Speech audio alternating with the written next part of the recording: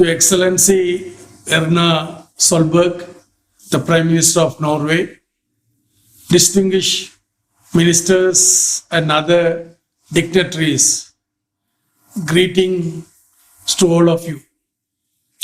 My country, Sri Lanka, under the courageous leadership of His Excellency, the President Gotabaya Rajapaksa, and under the guidance of Honorable Prime Minister Mahinda Rajapaksa, is committed to uphold the International Declaration on Transnational Organized Crime in the global fishing industry.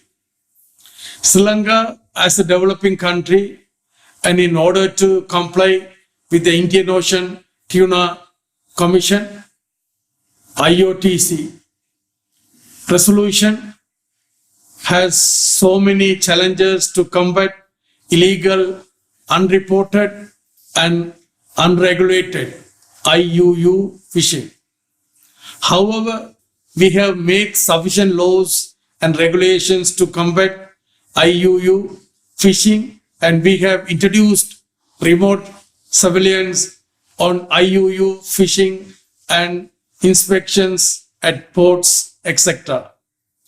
We have introduced regulations on identification of vessels, regulation on vessel monitoring and observer programs, and regulations have been introduced to ensure seafood traceability.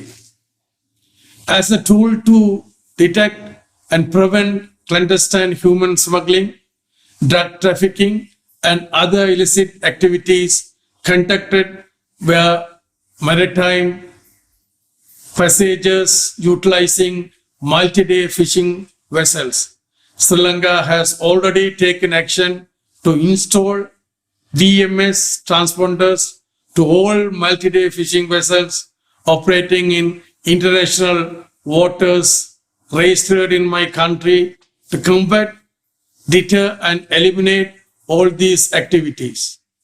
We are also in the process of installing all other multi-day fishing vessels with VMS transponders that are operating from Sri Lanka in order to regulate and monitor the activities of all fishing fleet. In spite of all these efforts, Sri Lanka is faced with foreign trawlers crossing the International Maritime Border Line IMBL and fishing illegally in Sri Lankan territorial waters.